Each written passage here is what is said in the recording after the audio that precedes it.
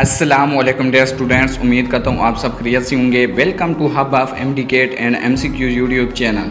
Dear students, आज की इस वीडियो में मैं आपसे आपके एमडीकेट टेस्ट के मुतालिक दो इंपॉर्टेंट अपडेट शेयर करने वाला हूँ, इसलिए इस वीडियो को एंड तक ज़रूर देखना। वीडियो शुरू करने से पहले मेरी आपसे गुजारिश है कि अगर आप चैनल पर नए हैं तो चैनल को सब्सक्राइब करके हमें सपोर्ट करें और साथ ही बेल आइकन के बटन को भी दबा दें ताकि इस तरह की इंफॉर्मेटिव वीडियोज़ के नोटिफिकेशन सबसे पहले आप तक पहुँचते रहें। शुरू करते हैं आज की इस वीडियो को। डियर स्टूडेंट्स, अगर आप 2018 से लेकर 2022 और 2023 का जो एमडीकेट टेस्ट है उसमें बायोलॉजी पोर्शन के एमसीक्यूज़ का रिव्यू करें तो उसमें आपको 10 से 15 ऐसे एमसीक्यूज़ मिलेंगे जो आपकी पीटीबी की बुक से नहीं उठाए गए। वो जो एमसीक्यूज़ हैं डियर स्टूडेंट, उन्हें फेडरल बायोलॉजी की बुक से उठाया गया है। ऐसा क्यों हुआ, इसके पीछे एक बड़ी रीज़न है।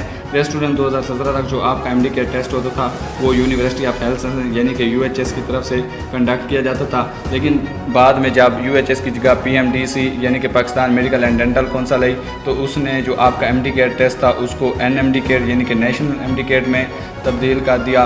और फिर जो बायोलॉजी का जो पोर्शन था उसमें 10 से जो 15 एमसीक्यूज़ थे वो फेडरल बायोलॉजी के शामिल कर दिए थे।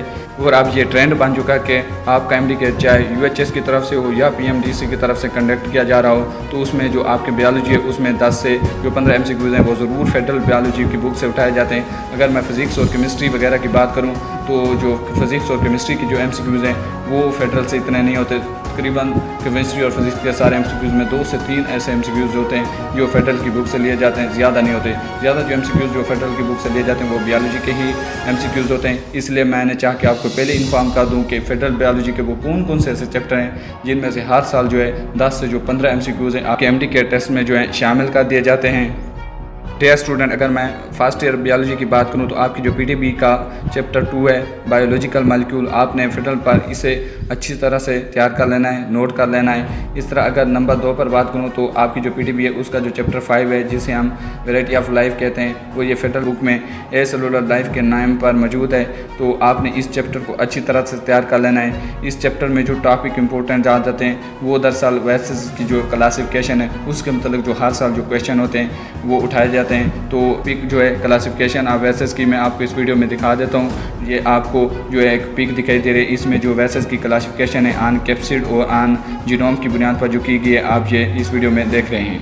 तो इस तरह अगर मैं नंबर 3 पर बात करूं तो आपका जो पीडीबी का चैप्टर 6 है जिसे हम किंगडम प्रोकैरियोटिक या माइनरा कहते हैं यानी कि जो बैक्टीरिया वाला जो चैप्टर है इसे आपने अच्छी तरह जो है फेडरल की बुक से भी तैयार कर लेना है। इसमें जो ख़ास तौर पर जो एग्जाम्पल हैं उनको आपने अच्छी तरह नोट कर लेना है। इस तरह अगर नंबर 4 पर बात करूँ तो हमारे पास जो आपकी पीडीबी का जो चैप्टर 14 है जिसे ट्रांसपोर्टेशन कहते हैं उसमें जो आपने ह्यूमन इम्यूनिटी सिस्टम वाला एक टॉपिक है एंड पर ये फेडरल में एक अलग से चैप्टर है, इसको आपने अच्छी तरह से तैयार करना है। इसमें टाइप ऑफ इम्यूनिटीज़ और उनकी एग्जांपल वगैरह जो एक्सप्लेनेशन है आपने उनको डिटेल से देख लेने कि आर्टिफिशियल पैसिव और इस तरह की जो नेचुरल इम्यूनिटी है वो क्या है, इस तरह first line of defence, second line और थर्ड लाइन ऑफ डिफेंस से क्या मुराद है, इस तरह उनकी एग्जाम्पल को आपने अच्छी तरह नोट कर लेना है। इस तरह अगर मैं सेकेंड ईयर की बात करूँ तो सेकेंड ईयर में आपके 2 ही चैप्टर जो हैं वो आपने फेडरल की बुक से ज़रूर करने हैं।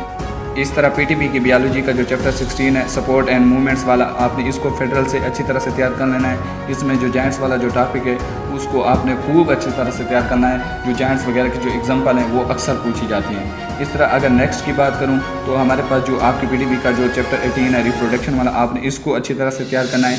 पीटीबी पर रिप्रोडक्शन की कोई ख़ास जो है एक्सप्लेनेशन नहीं की गई, ये फेडरल पर बहुत ज़्यादा एक्सप्लेन किया गया है। इसमें जो आपने टॉपिक एम करना है वो है रिप्रोडक्शन इन जो है मेन वाला जो टॉपिक है कि female reproductive system, male reproductive system, इस तरह चाइल्ड बर्थ वगैरह जैसे इस तरह कुछ डिजीज़ भी हैं जो कि रिप्रोडक्टिव सिस्टम के मुतल्लिक़ हैं, उनको भी आपने अच्छी तरह से नोट कर लेना है। स्टूडेंट्स, इन चैप्टर को आप गूगल पर जाकर पीडीएफ डाउनलोड कर लें या किसी दोस्त वगैरह से अगर बुक है तो वहाँ से शेयर कर लें, या अगर आपके पास बुक मौजूद है तो इन्हें अच्छी तरह से तैयार कर लें। इस वीडियो की अहमियत का पता आपको उस वक्त चलेगा जब आप एमडीकेट के सेंटर में बैठे होंगे और आपके सामने जो 10 से जो 15 एमसीक्यूज़ हैं वो फेडरल के आए पड़े होंगे। तो आप चलते हैं दूसरी इंपॉर्टेंट अपडेट के बारे में कि इस साल जो एमडीकेट आपका होगा वो कितने % ईजी, कितने % टफ और कितने % जो है मीडियम जो होगा यानी कि नॉर्मल होगा। तो डियर स्टूडेंट, जो एमडीकेट 2023 था उसमें जो एमसीक्यूज़ थे वो 20% ईजी थे, 20% टफ और जो 60% थे वो नॉर्मल थे। यानी कि 200 में से जो 40 एमसीक्यूज़ थे वो आसान और मुश्किल थे और जो 120 एमसीक्यूज़ था वो नॉर्मल था। इस तरह अगर बात करें अगर टोटल मार्क 210 हूँ तो उसमें जो 42 MCQs होंगे वो इजी और टफ होंगे, और जो 126 जो MCQs होंगे वो क्या होंगे, नॉर्मल होंगे। MDCAT 2024 के लिए भी यही पैटर्न होगा। बाकी डियर स्टूडेंट भरपूर मेहनत करें, कंपटीशन का दौर है। इन चैप्टर मैंने आपको बायोलॉजी के बताएं, इन चैप्टर पर मैक्सिमम जो है आप गिरफ्त कर लें ताकि आपको MDCAT टेस्ट में जो है कोई परेशानी ना हो। तो उम्मीद करता हूँ ये वीडियो आपको अच्छी लगी होगी, इसलिए से लाइक और शेयर करना मत भूलिए। और अगर अभी तक हमारे चैनल को सब्सक्राइब नहीं किया तो प्लीज़ सब्सक्राइब कर दें।